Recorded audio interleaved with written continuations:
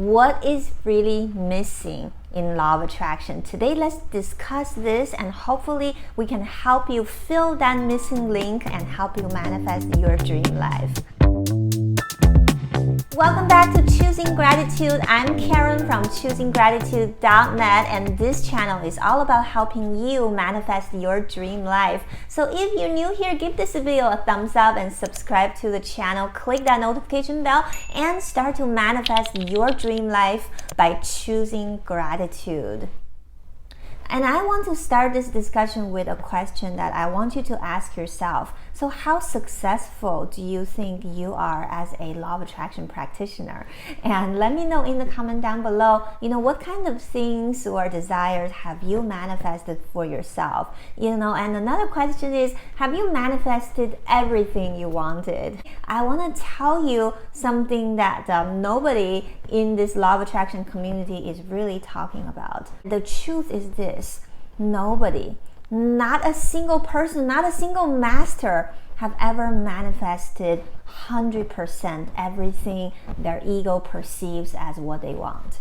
And this may sound blunt, maybe some people pretend that this is not true, but this is true. And I can say it from my own experience, I can say it from a lot of people's experience, and also from reading spiritual books and ancient scriptures. Jesus Christ was put on the cross, and guess what? Before he was put on the cross, he knew that was horrible. His ego did not want to be crucified, right? I read very similar stories from Buddhist scriptures. There is a reason when certain things don't happen to you, and that doesn't necessarily mean that you are a bad law of attraction practitioner. The way that the book Secret is preaching to you, that whole approach, in my opinion, is flawed, and there are certain things that are missing. And if you don't see these missing links, no matter how hard you practice, no matter how many times you repeat your affirmations, or no matter what kind of subliminals you hear, it's gonna be very hard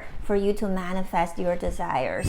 The number one missing link is that a lot of people see that they are their ego, or they are their conscious mind. And oftentimes, when you set out to start manifesting something, that thing you think you're manifesting is not your true desire. Why do I say that? I see those kind of desires all the time, and those desires are simply not aligned with your soul's deepest desire. For example, I see a lot of people telling me, Karen, I just want my nose to be a little higher. You know that if you find a perfectly beautiful person, and if the person is not alive, and no matter how beautiful their nose is, it's gonna look terrible when it's just laying there. Do you know that there are so many, artificial intelligence models? They look in every single way more pretty, more beautiful than human beings. However, something is missing with them. You just can't feel comfortable around them. You know that they are not real human. Why is that? It's because everything that your ego tell you that it wants, it's never the entire picture. When you think that you want a nose that looks different, what you really want is to be radiant from your divine beauty. When you say that, oh, I just want to manifest $2,000, what you really want is that feeling of freedom, of abundance, that feels that everything just comes to you freely and abundantly. You see that? So when you're focusing on a lesser desire, you are not really channeling the greatest manifestation power. Therefore, oftentimes these desires are not manifested, or even if they do get manifested, they don't feel very satisfying. So the number one missing link of a lot of law of attraction approaches is that you're not focusing on the right desire, you are focusing on your ego. I want you to really separate out what your ego wants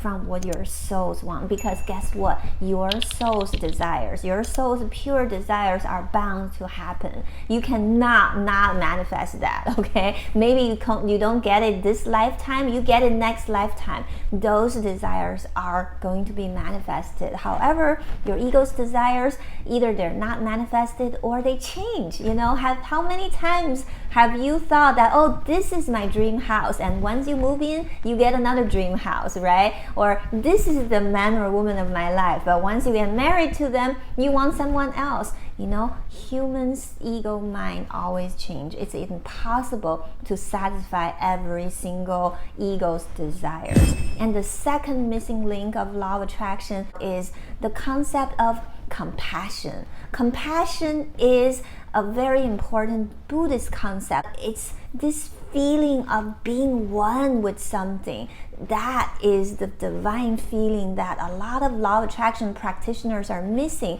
because guess what? You're so focused on your ego's desires, you're cut off from this oneness. Because when you think that you are separate from others, you are identifying with your ego. And when you are identifying with your ego, you are not going to be able to tap into your soul's desires. You're not going to be able to feel compassionate. And a lot of people say, law of attraction is all about, I manifest my own life, I'm responsible for everything. So sometimes when other people are going through hard times, some beginner law of attraction practitioner would say, well, they manifested that. It's, as if they did something wrong. But here's the thing.